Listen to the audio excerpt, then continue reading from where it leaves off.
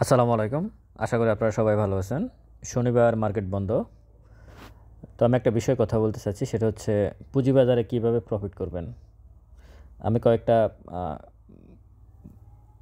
ধরে ১, ২, ৩, ৪ করে আপনাদেরকে বলতেছি। আশা করি আপনারা ভিডিওটা শুনবেন এবং ভালোভাবে বোঝার চেষ্টা করবেন। প্রথম হচ্ছে, যদি পুঁজিবাজারে আপনাকে প্রফিট করতে হয়, তাহলে আপনাকে ইন্ডেক্সের দিকে সর্বপ্রথম খেয়াল রাখতে হবে। পুঁজিবাজারকে ২ ভাগে ভাগ করবেন, জুন ক্লোজিং এবং ডিসেম্বর ক্লোজিং শেয়ার। যেমন এখন জানুয়ারি চলতেছে। গত ১ থেকে ১.৫ মাস ধরে ডিসেম্বর ক্লোজিং শেয়ারে আস্তে আস্তে এন্ট্রি নেওয়ার কথা। এখানে আপনি যদি এন্ট্রি নিতে পারেন, ভালো ভালো শেয়ারগুলোতে এন্ট্রি নিয়ে আপনি বসে থাকবেন। ৩ থেকে ৪ মাস সময় দেবেন। আপনি এখান থেকে হয়তো ১৫ থেকে 20% প্রফিট করবেন। অবশ্যই ডিভিডেন্ড বেস, ডিভিডেন্ডের সাথে শেয়ারের যে প্রাইস অ্যাকশন আছে তার দিকে খেয়াল রাখবেন। এভাবে জুন ক্লোজিং শেয়ারের পরবর্তীতে ৩-৪ মাসে ডিসেম্বর ক্লোজিং শেয়ার থেকে প্রফিট করে আপনারা জুন ক্লোজিং শেয়ার এইভাবে কিনে নেবেন। বছরে ২ বার শেয়ার এন্ট্রি নেবেন এবং ২ বারে আপনি প্রফিট করে বের হবেন।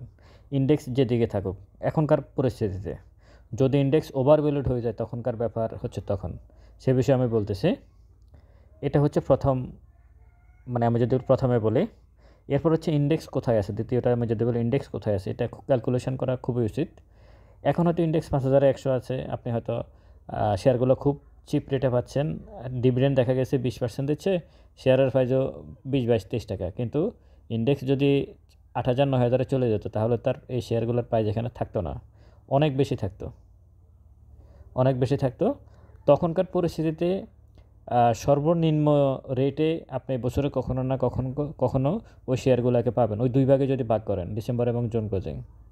আর যদি ১০ সালের মতো হয় যে একটা ব্যাংকের শেয়ারের দাম ১৪০০, ১৫০০, ২,০০০ টাকা, তখন মার্কেটে ঢোকার উচিত না। তখন হচ্ছে মার্কেট থেকে বেরোয় চলে যাওয়া। অন্য ব্যবসা করবেন ২-৩ বছর বা 5 বছর, অন্য কোনো ব্যবসা করবেন, করে আবার যখন মার্কেট পড়বে তখন মার্কেটে আসবেন। পুঁজিবাজারে সারা বছর, মানে পুঁজিবাজারে এন্ট্রি এক্সিট করতে হবে। এটা করে কেউ কখনো এই মার্কেটে প্রফিট করতে পারে নাই, আর কোনোদিন পারবে বলে আমি মনে করি না। এটা আমার ব্যক্তিগত অভিমত। আমার মতামতের সাথে আপনারা একমত নাও হতে পারেন। এটা হচ্ছে একটা বিষয়, ইন্ডেক্সের দিকে খেয়াল রাখতে হবে। এরপর হচ্ছে আপনি এখানে ২৫ থেকে ৩০% আপনাকে প্রফিট ক্যালকুলেশন করতে হবে বছরে, জুন এবং ডিসেম্বর ক্লোজিং ২ বার এন্ট্রি নিয়ে। কারণ এর বাইরে যদি আপনি এর বেশি প্রফিটের আশা করেন, তাহলে আপনাকে জাঙ্ক শেয়ারের দিকে এন্ট্রি নিতে হতে পারে এবং আপনি রিস্কে পড়ে যাবেন। বেশিরভাগ ক্ষেত্রে আপনি হতাশাগ্রস্ত হবেন, কারণ এই ক্ষেত্রে আপনি বেশিরভাগ ক্ষেত্রে লুজার হবেন। এবং আমি দেখতেছি বেশিরভাগই, আমি যখন এই ভিডিওটা করতেছি তার আগে এক ভাই ঢাকা থেকে ফোন দিয়েছিলেন। ওনার ৩ কোটি টাকার পোর্টফোলিও, এখন মনে হয় ১.৫ কোটি টাকা হয়ে গেছে। তো ওনাকে জিজ্ঞেস করলাম আমি, আপনি কী কী শেয়ার কিনছেন?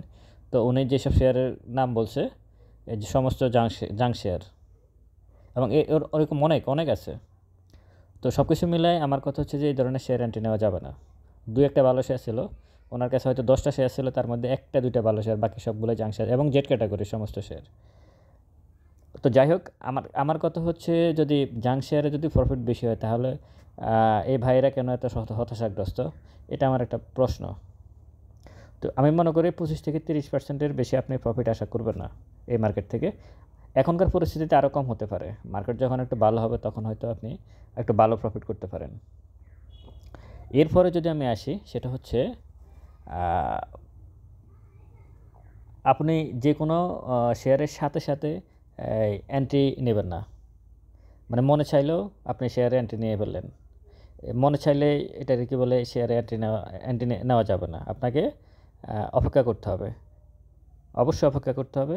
মনে চাইলেই, আপনার কাছে টাকা থাকলে মনে হবে যে আমি মনে হয় শেয়ারটা কিনলেই প্রফিট করব, বা এই শেয়ারে এন্ট্রি নেওয়া যায়।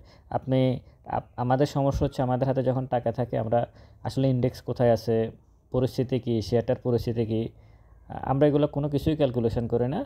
টাকা থাকলেই কেন জানি শেয়ার কিনতে মন চায়। এটা খুবই পরিহার করতে হবে। যদি আপনার পোর্টফোলিও টাকা থাকলে আপনার প্রবলেম, মানে আপনি প্রয়োজনে ব্যাংকে টাকাটা নিয়ে আসেন, এনে রেখে দেন। যদি আপনার কাছে মনে হচ্ছে মার্কেটে এই মুহূর্তে খুব বাজে আচরণ করতেছে, তাহলে আপনি জোর করে মার্কেটে এন্ট্রি নিতে যাবেন না। মানে আপনি বুঝতেছেন যে মার্কেট আপনার বিরুদ্ধে যাচ্ছে, বা মার্কেট এই মুহূর্তে একটু বিরুদ্ধে আছে, আপনি ওটাকে করে আপনি কখনোই মানে মার্কেটে এন্ট্রি নিতে যাবেন না। এটা উচিত না নেওয়াটা।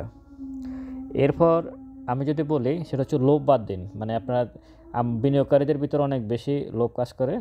খুব দ্রুত টাকা বানানোর চেষ্টা, এটা সবাই বলে, কিন্তু এই জিনিসটা বাদ দিতে হবে এবং টাকা হাতে নিয়ে আপনাদেরকে বসে থাকতে হবে। এই মার্কেটে একটা কথা আছে যে ধৈর্য যার বেশি সেই তত বেশি প্রফিট করে পুঁজিবাজারে।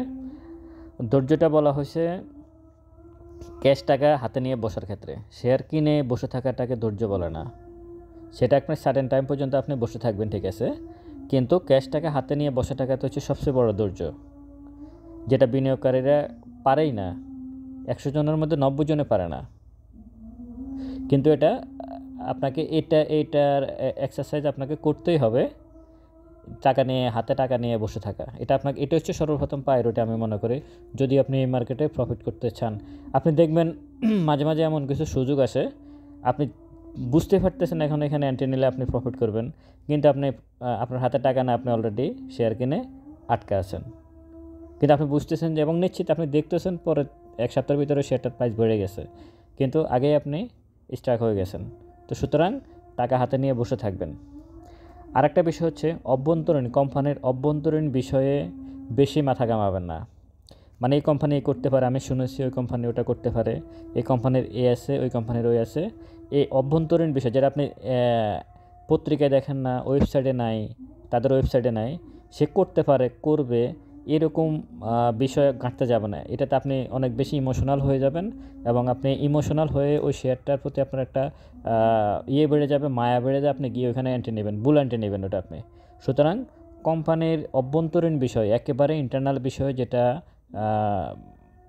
মানে পাবলিকলি নাই কিন্তু আপনি শুনতেছেন, এরকম বিষয়ে আপনি মাথা ঘামাবেন না। এরপরের বিষয় হচ্ছে ডিএসসির ওয়েবসাইটে যা আছে আপনি তা নিয়ে ক্যালকুলেশন করুন। ঢাকা স্টক এক্সচেঞ্জের ওয়েবসাইটে প্রত্যেকটা কোম্পানির সমস্ত কিছু দেওয়া আছে, তাদের ফি কত, প্রাইস রেট কত, তাদের ইপিএস কোয়ার্টার 1, 2, 3-তে কী আছে, ডিভিডেন্ড তারা এই পর্যন্ত কীভাবে দিছে, ক্যাশ স্টক, ডাইরেক্টর হোল্ডিংস কত, পাবলিক হোল্ডিংস কত, ইনস্টিটিউট হোল্ডিংস কত, কোম্পানির চেয়ারম্যানকে, এমডিকে কোথায় কী করে, সমস্ত কিছু কিন্তু ডিএসসির ওয়েবসাইটে আপনারা ওই কোম্পানিতে গিয়ে সার্চ দিলে সমস্ত কিছু পাবেন, প্রতিটা কোম্পানির সব কিছু পাবেন। এর বাইরে প্রয়োজন আপনারা গুগলে, যদি আরও কিছু সন্দেহ থাকে আপনারা গুগলে আপনারা নিউজগুলো দেখে নেবেন ওই কোম্পানির ব্যাপারে। প্রত্যেকটা কোম্পানির ব্যাপারে গুগলে নিউজ আছে, তারা কী করছে না করছে সমস্ত কিছু আপনারা ওখানে থেকে জেনে নিতে পারবেন। ওটাকেই আপনি বেস ধরে আপনাকে শেয়ার এন্ট্রি নিতে হবে, যেটা আপনার সামনে আছে। ডিএসসির ওয়েবসাইটে ওই কোম্পানির ব্যাপারে আপনার সামনে যা যা আছে আপনি ওটাকে ক্যালকুলেশন করে তারপর আপনি শেয়ার এন্ট্রি নেবেন। শেয়ার সেল করা, প্রফিটে শেয়ার সেল করাটা কোনো ঘটনা না। একটা শেয়ারে এন্ট্রি নেওয়াটা হচ্ছে সবচেয়ে বড় যোগ্যতা, কারণ আপনি যখন একটা শেয়ারে এন্ট্রি নিচ্ছেন আপনি কিন্তু ওই কোম্পানির একটা অংশ হয়ে যাচ্ছেন। আপনি কোথায় এন্ট্রি নিচ্ছেন এটা আপনাকে খুব ভালোভাবে ক্যালকুলেশন করতে হবে। এটার উপরেই আপনার নির্ভর করবে আপনি ব্যবসা করতে, এখানে প্রফিট করতে পারবেন কি পারবেন না। এখন আমি ছোট্ট একটা উদাহরণ দিই। পুঁজিবাজারের বাহিরে গিয়ে এই যে পেঁয়াজের দাম এত আপ ডাউন করতেছে, কখনো 200 টাকা, কখনো 100 টাকা, এখন আবার মনে হয় 50 টাকা না 60 টাকা চলতেছে। এখন যদি এমন হয়, আপনি জানেন এখন সিজনের সময়, পেঁয়াজের সিজনের সময় হচ্ছে এখন আপনি যদি গত 2 মাস 2.5 মাস আগে 200 টাকা কেজি দরে 100 টাকা কেজি দরে, 110 টাকা কেজি দরে যদি আপনি 100 বস্তা পেঁয়াজ নিয়ে আসতেন যে আপনি এখন এই সময় বিক্রি করবেন, তাহলে কি হতো? এখন তো পেঁয়াজের কেজি 50 থেকে 60 টাকা, তাহলে আপনি পার কেজিতে 40 টাকা করে লস হয়ে যেত। এই পুঁজিবাজারটাও সেম, ওটা যেমন পেঁয়াজের বাজার যেমন এটাও তেমন। আপনাকে বুঝতে হবে পুরো বিষয়টায়, কখন সবচেয়ে চিপ রেটে আপনি শেয়ার পাবেন সেটাকে ক্যালকুলেশন করতে হবে, আর সেটা ক্যালকুলেশনটাই হচ্ছে মূল বিষয়। সুতরাং এন্ট্রি নেওয়াটাই হচ্ছে মূল বিষয়। আপনি কখন কোন পরিস্থিতিতে এন্ট্রি নিচ্ছেন একটা শেয়ারে, এটাকে আপনাকে ক্যালকুলেশন করে বের করতেই হবে। এটা না পারলে প্রয়োজনে অন্য কারো সহযোগিতা নিতে হবে আপনার, যারা এই ব্যাপারে এক্সপার্ট, বুঝে ভালো, তাদের থেকে আপনি সহযোগিতা নিতে হবে যদি আপনি নিজে না বুঝেন। এই বিষয়গুলো আপনাদেরকে খুব বেশি মাথায় রাখতে হবে। সর্বশেষ আমি বলবো, জাঙ্ক শেয়ারের দিকে আপনারা ঝুঁকবেন না। হয়তো সাময়িক আপনারা প্রফিট দেখতেছেন, হয়তো দেখতেছেন গত 2 মাস ধরে জাঙ্ক শেয়ার খুব আপ ডাউন করতেছে। অর্থ উপদেষ্টা কিন্তু বারবার জাঙ্ক শেয়ারের ব্যাপারে উনি কিন্তু বারবার এই পর্যন্ত 3 থেকে 4 বার উনি এই শেয়ারগুলোর ব্যাপারে সতর্কতা দিচ্ছে। নিশ্চয়ই এটার কোনো একটা ব্যাখ্যা আছে এবং সেই ব্যাখ্যাটা নিশ্চয়ই ভালো হবে না। যেহেতু জাঙ্ক শেয়ার ভালো কিছু হবে বলে আমি মনে করি না। সুতরাং আপনারা নতুন করে আসলে এখানে এন্ট্রি নেওয়ার চিন্তা ভাবনাটা কম করবেন। আর আমি যতগুলা এই পর্যন্ত দেখলাম পোর্টফোলিও, আপনার আসলে দূর থেকে জাং শেয়ারের প্রাইস বাড়ে, এটা দূর থেকেই দেখা সুন্দর। এটা আসলে ওখানে মানে শেয়ারগুলোকে হাত দেওয়া বা কেনা দিন শেষে প্রফিট করার সম্ভাবনা খুব কম। বিগত 2 মাসে তো জাং শেয়ার সবচেয়ে বেশি বাড়ছে এবং সবচেয়ে বেশি কমছে। আসলে কে কতটুকু প্রফিট করতে পারছে, আমি কয়েকটা শেয়ার নিয়ে ক্যালকুলেশন করে দেখছি, প্রফিট হয় না। 80% লোকই ট্রেডাররাই এখানে টাকা লস করছে। আগে তো করছে ইন্ডেক্স পড়ার কারণে, তারপর আবার নতুন করে আপ ডাউনের মাঝে, জাং শেয়ার আপ ডাউনের মাঝে আসলে এন্ট্রি নিয়ে আরও লস করছে। তো সুতরাং আপনারা যদি মার্কেটে টিকে থাকতে হয় 25-30%-এর প্রফিটের বেশি আশা করবেন না।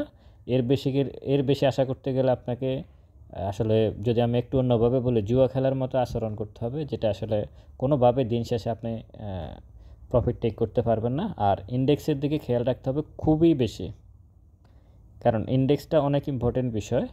ইন্ডেক্সের দিকে খেয়াল রাখতে হবে। আর আপনি যে শেয়ারটাতে এন্ট্রি নেবেন তার সমস্ত পরিস্থিতি যেটা ওয়েবসাইটে আছে সেটাকে ক্যালকুলেশন করে এন্ট্রি নেবেন। ভালো থাকবেন সবাই। ভিডিওটা ভালো লাগলে শেয়ার করবেন। আসসালামু আলাইকুম।